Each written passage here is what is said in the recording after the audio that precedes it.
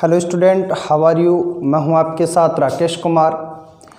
Student, आज अपन general science के एक महत्वपूर्ण टॉपिक प्रकाश की बात करेंगे। लाइट क्या है, लाइट उसके बारे में अपन जानेंगे।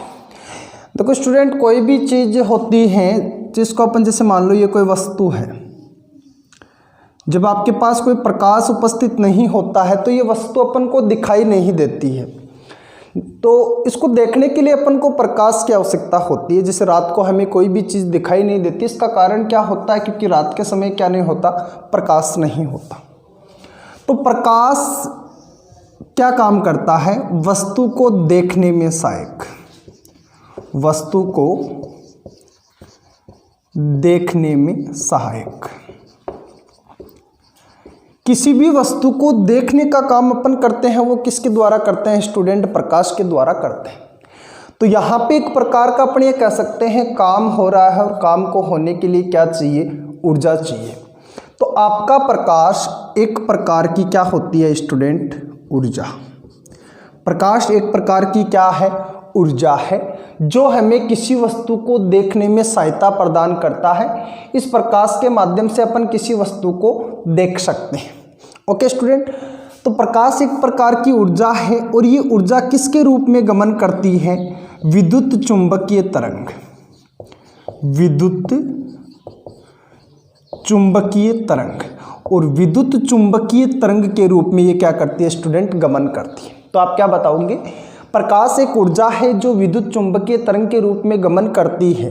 ओके, विद्युत चुंबकीय तरंग वो होती है स्टूडेंट जिनको एक माध्यम से दूसरे माध्यम में जाने के लिए, या एक जगह से दूसरी जगह जाने के लिए आपकी किसकी आवश्यकता नहीं होती?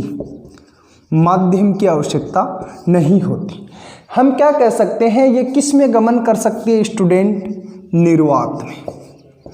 तो जो भी आपकी तरंग निर्वात में गमन कर सकती है, निर्वात में चल सकती है, उन तरंगों को क्या कहते हैं अपन? विद्युत चुंबकीय तरंग कहते हैं। तो सिंपली बात यहाँ से आपके क्वेश्चन आता है, क्या प्रकाश को गमन के लिए माध्यम की आवश्यकता होती है? नहीं, प्रकाश को गमन के लिए माध्यम की आवश्यकता नहीं होती। क्यों नहीं होती? क्योंकि ये किस प्रकार की तरंग होती है? विद्युत चुंबकीय तरंग होती है, और ये निर्वात में भी गमन कर सकती है। यहाँ पे दो तरह के क्वेश्चन बनते हैं। एक तो क्या प्रकाश को माध्यम की आवश्यकता होती है, एक दूसरा क्या प्रकाश की जो चाल है वो माध्यम पर निर्भर करती है। प्रकाश माध्यम पर निर्भर तो करता है, लेकिन एक जगह से दूसरी जगह जाने के लिए इसको माध्यम की आवश्यकता नहीं होती। उसकी बात अपन आगे पढ़ेंगे। तो आगे अपन बात करें तो देखो, आपकी जो प्रकाश तरंग होती है वो निर्वात में क्या कर सकती है स्टूडेंट? गमन। यहाँ से क्वेश्चन आता है तरंग की प्रकृति। तो प्रकाश आपकी जो तरंग है उसकी प्रकृति कैसी होती है? इस ऊर्जा की प्रकृति कैसी होती है? आपकी दो प्रकृति की अपन ऊर्जा पढ़ते हैं, एक होती है अनुप्रस्थ और दूसरी अनुदैर्घ्य। तो प्रकाश तरंग की प्रकृति कैसी होती है? अनुप्रस्थ। आप याद रख सकते हो, प्र से प्रस्थ और प्र से प्रकाश। अनुदैर्घ्य में प्र नहीं आ रहा है। तो प्रकाश तरंग की प्रकृति पूछे तो अनुप्रस्थ प्रकृति हो जाएगी, और ये किसके रूप में गमन करती है स्टूडेंट? विद्युत चुंबकीय तरंग के रूप में गमन करती है। ये तो बात हो गई सिंपली प्रकाश के बारे में, जो एटमॉस आपको क्वेश्चन पूछे जाते हैं। प्रकाश का एकमात्र स्रोत आपके पास क्या होता है स्टूडेंट? सूर्य। हमारे पास वैसे बहुत से स्रोत है, लेकिन जहाँ से अपन को प्रकाश मिलता है, पूरी पृथ्वी, पूरा ब्रह्मांड जिससे जगमगाता है, वो क्या है? आपका सूर्य। सूर्य अपन को एक सेकंड में कितनी प्रकाश ऊर्जा देता है, ये क्वेश्चन आता है। तो सूर्य आपको 3.94 इंटू 10 की पावर 26 जूल पर सेकंड, जिसको आप लिखा हुआ पाओगे 4 इंटू 10 की पावर 26 जूल पर सेकंड। आपके सूर्य से एक सेकंड में कितनी ऊर्जा प्राप्त होती है? तो कितनी बताओगे स्टूडेंट? 3.94, या अपन ये कह सकते हैं 4 इंटू 10 की पावर 26 जूल पर सेकंड ऊर्जा आपको किससे प्राप्त होती है? सूर्य से। ओके स्टूडेंट, और इस ऊर्जा को बढ़ाने के लिए सूर्य का द्रव्यमान कितना कम होता है? द्रव्यमान में कमी। सूर्य के द्रव्यमान में 4 इंटू 10 की घात 9 kg, 4 इंटू 10 की घात 9 kg पर सेकंड द्रव्यमान में क्या होती है? कमी। जब सूर्य का इतना द्रव्यमान कम होता है तब आपको ऊर्जा कितनी मिलती है? 3.94 इंटू 10 की पावर 26 जूल ऊर्जा आपको मिलती है। ये तो सिंपली बात थी प्रकाश के बारे में। प्रकाश की प्रकृति के बारे में आपके क्वेश्चन आता है। बहुत सी प्रकाश की घटना होती है, उसमें प्रकाश की प्रकृति कौन सी है। तो देखिए स्टूडेंट, आगे अपन बात करें प्रकाश की प्रकृति के बारे में।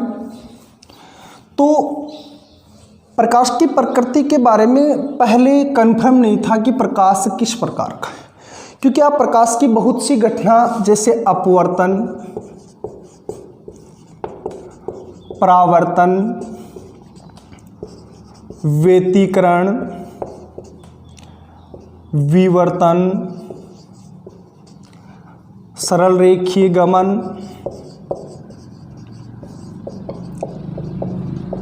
ये घटना आप तभी समझ सकते हो जब आप प्रकाश को क्या मानो, तरंग। प्रकाश जो है उसको किसके रूप में मानो स्टूडेंट, आप तरंग के रूप में। जो आपकी प्रकाश ऊर्जा है, यदि इसको अपन तरंग मानेंगे तो अपन इन घटनाओं को पढ़ सकते हैं, इन घटनाओं को आसानी से समझ सकते हैं।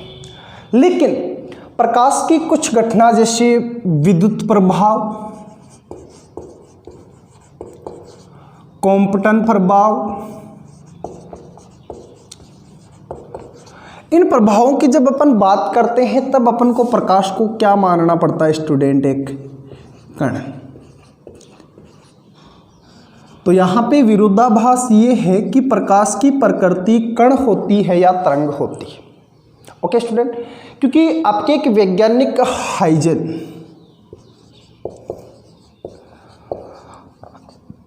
वैज्ञानिक जो हाइजेन थे आपके डच वैज्ञानिक, उन्होंने बताया कि प्रकाश एक तरंग के रूप में चलता है, जिसके कारण अपन प्रकाश की इस घटनाओं के बारे में पढ़ सकते हैं। लेकिन 1905 में आपके वैज्ञानिक आइंस्टीन ने बताया कि प्रकाश की प्रकृति कैसी है, तो स्टूडेंट कण के प्रकार। प्रकाश को अपन कण मानेंगे तभी अपन इनको समझ सकते हैं, और प्रकाश को तरंग मानेंगे तभी अपन इनको समझ सकते हैं। तो ये यहाँ पे विरोधाभास था। कुछ समय बाद में आपके एक वैज्ञानिक आए स्टूडेंट, डी ब्रोगली। उन्होंने इन दोनों को समावेश करके बोला कि प्रकाश की प्रकृति ना तो तरंग होती है और ना ही क्या होती है, कण। प्रकाश की प्रकृति दोनों ही होती है, कण व तरंग। तो यहाँ से आपके क्वेश्चन आता है प्रकाश की प्रकृति कैसी होती है, तो द्वैत प्रकृति। द्वैत या अपन इसको क्या बोलते हैं स्टूडेंट, दोहरी। तो प्रकाश की द्वैत या दोहरी प्रकृति होती है। प्रकाश कण के रूप में भी होता है और प्रकाश तरंग के रूप में भी होता है। और प्रकाश की दोहरी प्रकृति किसने बताई थी स्टूडेंट, डी ब्रोगली ने बताई थी। इनका एक समीकरण है de Broglie, lambda is equal to H P. Lambda is equal to H P किसका समीकरण है, आपके डी ब्रोगली का समीकरण है। तो आप यहाँ से ध्यान रखना कि प्रकाश की प्रकृति के बारे में आपके क्वेश्चन आ जाए तो प्रकाश की प्रकृति कण भी होती है और तरंग भी होती है, और ये दोहरी प्रकृति होती है। ये किसने बताई थी, डी ब्रोगली ने बताई थी। ओके स्टूडेंट, आगे अपन बात करें प्रकाश की चाल के बारे में। प्रकाश की चाल से डिपेंडेंट क्वेश्चन बहुत से आपके एग्जाम के अंदर आते हैं।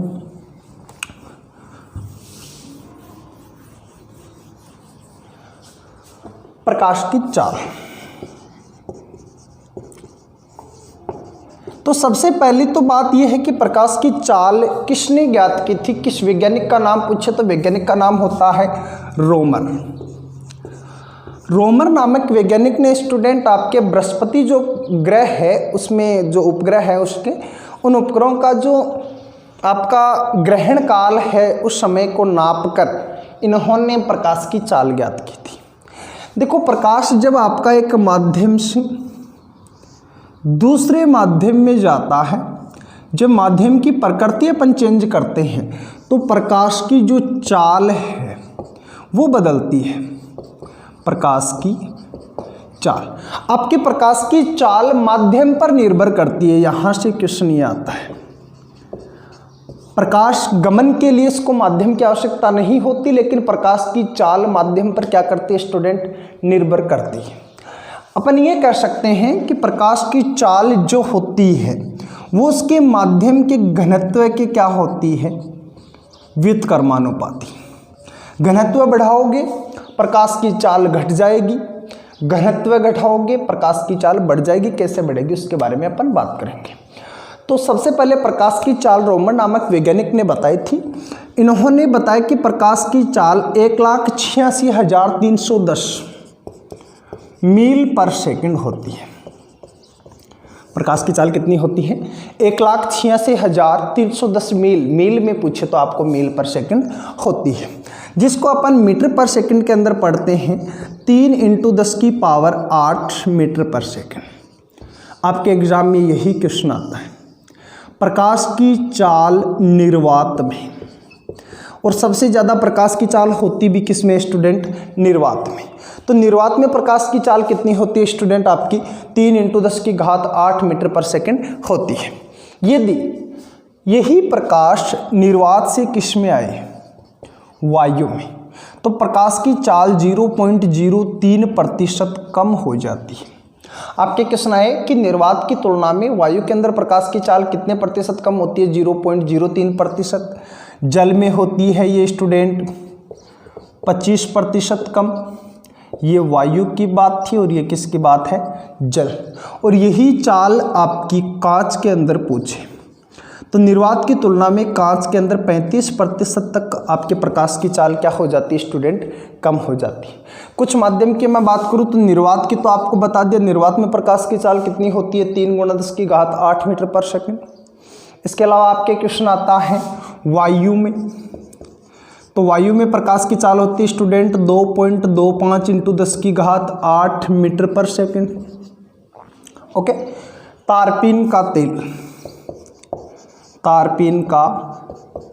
तेल, तारपीन के तेल में होती है 2.04 × 10⁸ मीटर पर सेकंड।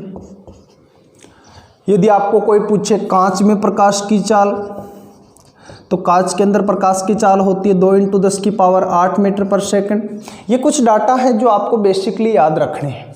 वायु में 2.25, तारपीन के तेल में 2.04, कांच में कितनी हो जाएगी? 2 × 10⁸। नाइलॉन जो आपका रेशा होता है, नाइलॉन 66 में होती है आपकी 1.96 × 10⁸ मीटर पर सेकंड। आपको पूछे रॉक साल्ट, सेंधा नमक, रॉक साल्ट, तो रॉक साल्ट में भी इतनी होती है 1.96 × 10⁸ मीटर पर सेकंड। यदि यही आपको पूछ लिया जाता कि हीरे के अंदर प्रकाश की चाल कितनी होती है, जो आपका हीरा होता है स्टूडेंट, और हीरे के अंदर प्रकाश की चाल कितनी होती है?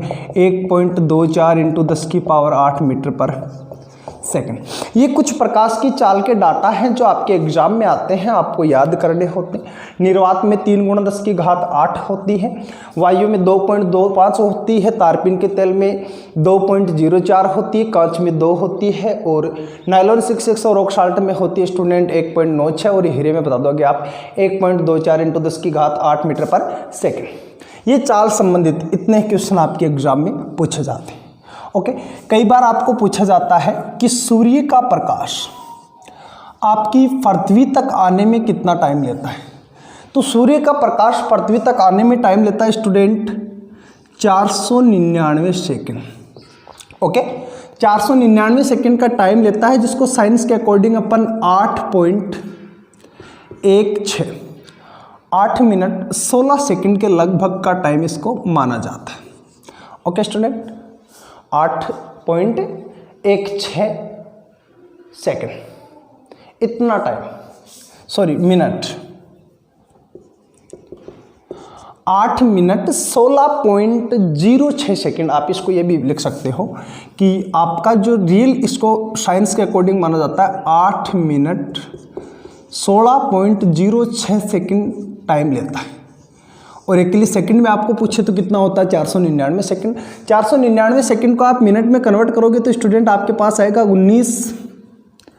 8 मिनट 19 सेकंड।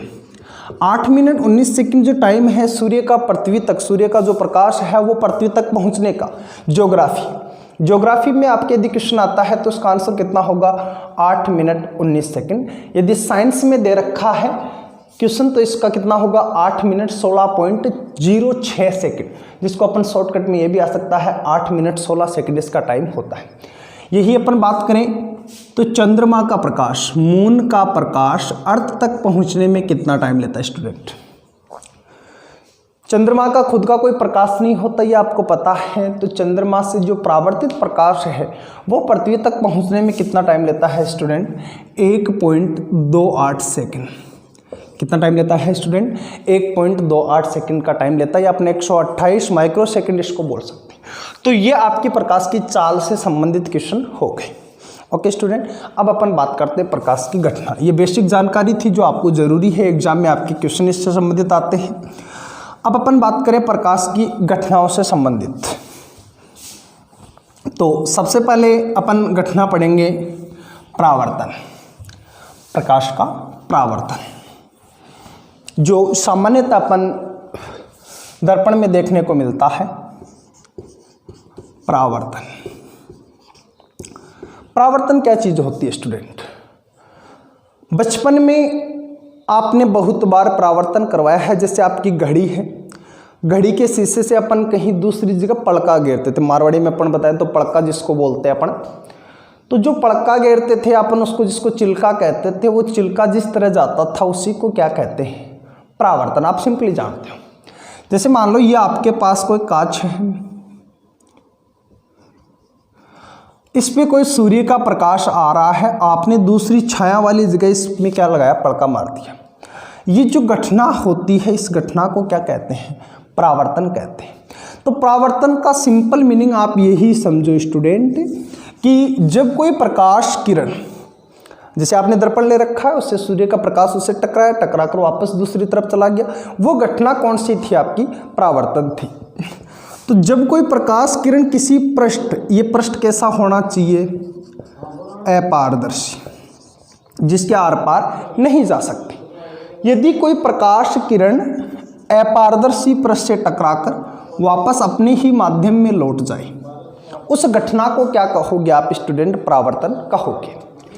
यहाँ पे इस किरण को बोलेंगे अपन आपतित किरण, इस किरण को बोलेंगे परावर्तित किरण। ओके स्टूडेंट, तो परावर्तन चीज क्या है? प्रकाश की वह घटना जिसके कारण प्रकाश किरण किसी अपारदर्शी पृष्ठ से टकराकर वापस अपने ही माध्यम में लौट जाए, उस घटना को क्या कहते हैं स्टूडेंट? परावर्तन। जहां प्रकाश किरण टकराती है वहां पे अपन एक रेखा खींचते हैं, इस रेखा को क्या कहा जाता है? अभिलंब। जिस किरण का परावर्तन होता है उस किरण को कहते हैं आपतित किरण, और परावर्तन के बाद जो नई किरण बनती है उस नई किरण को क्या कहोगे आप? परावर्तित किरण। तो यहां से आप ध्यान रखना, आपतित किरण। तो जिस किरण का क्या होता है स्टूडेंट? परावर्तन होता है। परावर्तित किरण, परावर्तन के बाद जो नई किरण बनती है उस प्रकाश किरण को क्या कहोगे आप? परावर्तित किरण कहोगे। इसके अलावा अभिलंब, पृष्ठ के लंबवत खींची गई रेखा। जिस बिंदु पर आपकी आपतित प्रकाश किरण पृष्ठ पे गिरती है उस बिंदु पर पृष्ठ के जो लंबवत अपन रेखा खींचते हैं, 90 डिग्री कोण पर अपन जो रेखा खींचते हैं, उस रेखा को क्या कहते हैं स्टूडेंट? अभिलंब कहते हैं। यहाँ पे आपकी आपतित किरण और अभिलंब के बीच एक कोण होता है, इस कोण को कहते हैं आई, और आपकी परावर्तित किरण और अभिलंब के बीच जो कोण होता है उसको क्या कहते हैं? कोण आर। यहाँ पे जो कोण आई है स्टूडेंट, इसको कहेंगे अपन आपतन कोण, और जो कोण आर होता है उसको क्या कहोगे? परावर्तक कोण। परावर्तक कोण। आपतन कोण क्या होता है स्टूडेंट? आपकी आपतित किरण और अभिलंब के बीच बना कोण आपतन कोण, और आपकी परावर्तित किरण और अभिलंब के बीच बना कोण क्या कहलाता है? परावर्तक कोण कहलाता है। ओके स्टूडेंट, आगे अपन बात करें। देखो, परावर्तन हमेशा उन्हीं चीज़ों से होता है जो चमकीली होती है। चमकीली चीज़ों से हमेशा क्या होता है? परावर्तन। जो चमकती ही नहीं है उससे कोई परावर्तन नहीं होता। भाई चमक जरूरी होती है परावर्तन के लिए। चांद सितारों में खूब है चमक लेकिन, चांद सितारों में खूब है चमक लेकिन, क्या ये तेरी बिंदिया इनसे कम चमकती है? पूछ मत दीवानों के दिल पर क्या गुजरती है, ओढ़नी जब तेरी सर से सरकती है। तो परावर्तन के लिए क्या चाहिए स्टूडेंट? चमक होनी चाहिए। यहाँ से आपके न्यूमेरिकल आते हैं। अपन पॉइंट की बात करें तो यहाँ से आपके क्या आते हैं स्टूडेंट? न्यूमेरिकल।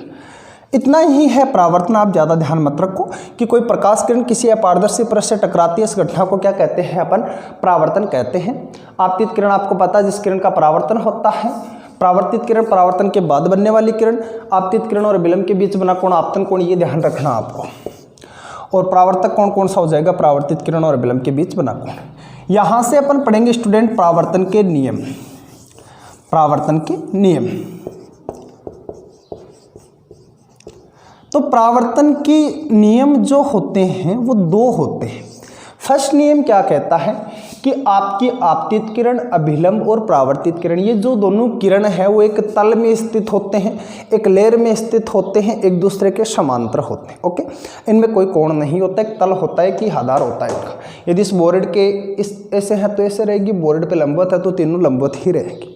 ओके स्टूडेंट, तो आपतित किरण, अभिलंब और परावर्तित किरण तीनों क्या होती है, एक ही जगह स्थित होती है, एक ही तल में स्थित होती है। दूसरा नियम आपके लिए इंपॉर्टेंट है। सेकंड नियम क्या है कि कोण I इक्वल टू क्या होता है, कोण R। आपतन कोण का मान आपके परावर्तक कोण के बराबर होता है। ओके, इस दूसरे आपके नियम पर बहुत से न्यूमेरिकल स्टूडेंट, जिसे आपको एग्जाम में दे दिया जाता है कि किसी घटना के अंदर आपतन कोण का मान 45 डिग्री है। आपतन कोण का मान कितना है स्टूडेंट, 45 डिग्री है, तो परावर्तक कोण का मान कितना होगा। ओके, तो इस कोण का मान आपको, आपतन कोण का मान 45 दे रखा है, तो अपवर्तक कोण का परावर्तक कोण का मान कितना होगा, 45। क्यों होगा, क्योंकि कोण I इक्वल टू कोण R। I का मान आपको कितना दे रखा है, 45। ये दोनों बराबर होते हैं, ये 45 है तो ये भी कितना होगा स्टूडेंट, 45। ओके, आपकी एग्जाम में एक तरह का और भी क्वेश्चन पूछा जाता है। जेल प्रहरी की जो एग्जाम हुई थी स्टूडेंट, उसमें ये क्वेश्चन आया था कि यदि आपतन कोण का मान 35 डिग्री है, आपतन कोण का मान कितना है स्टूडेंट, 35 डिग्री, तो आपकी आपतित किरण एंड परावर्तित किरण के बीच कोण कितना होगा। तो यहाँ पे ये आपको 35 दे रखा और ये कोण आपको पूछा है, तो आप आसानी से बता दोगे ये 35 है I, तो कोण R भी कितना होगा स्टूडेंट, 35, और दोनों को जोड़ दोगे तो दोनों के बीच कोण कितने डिग्री का बनेगा, 70 डिग्री। आसानी से बता सकते हो। दूसरा तरीका आपके पास ये क्वेश्चन आ सकता है। तीसरा क्वेश्चन क्या आ सकता है स्टूडेंट, यदि आपतित किरण और अभिलंब के बीच, या मैं यूँ कहूँ कि आपतन कोण का मान 20 डिग्री है। आपतन कोण का मान कितना है स्टूडेंट, 20 डिग्री, तो आपके पृष्ठ और आपतित किरण के बीच कोण कितना होगा, पृष्ठ और आपतित किरण के बीच कोण कितना होगा। तो आप बता सकते हो स्टूडेंट कितना होगा, क्योंकि यहाँ पे अपन को पता है कि ये जो रेखा है ये अभिलंब है, ये पृष्ठ पे क्या होती है, लंबवत। तो ये टोटल कोण कितने डिग्री का है, 90 डिग्री का। उसमें से आप आपतन कोण जो भी दिया होता है उसको घटा दो, तो दिया हुआ है 20 डिग्री, तो कितना बच गया स्टूडेंट, 70 डिग्री। तो यहाँ पे आपके आपतन, यहाँ पे जो आपतित किरण और आपके पृष्ठ के बीच जो कोण होता है वो कितना हो जाएगा स्टूडेंट, 70 डिग्री। परावर्तन की घटना अपन दर्पण में देखते हैं, उसकी बातें अपन आगे करेंगे। आगे जो प्रकाश की अन्य घटना है स्टूडेंट, अपवर्तन है, प्रकाश का वर्ण विक्षेपण है, प्रिज्म है, प्रकाश का स्पेक्ट्रम है, प्रकाश का सरल रेखीय गमन है, व्यतिकरण है, विवर्तन है, उनकी बात अपन अगले वीडियो में करेंगे। यदि ये वीडियो आपको अच्छा लगा तो कमेंट कीजिए, लाइक कीजिए और चैनल को सब्सक्राइब कीजिए। धन्यवाद स्टूडेंट।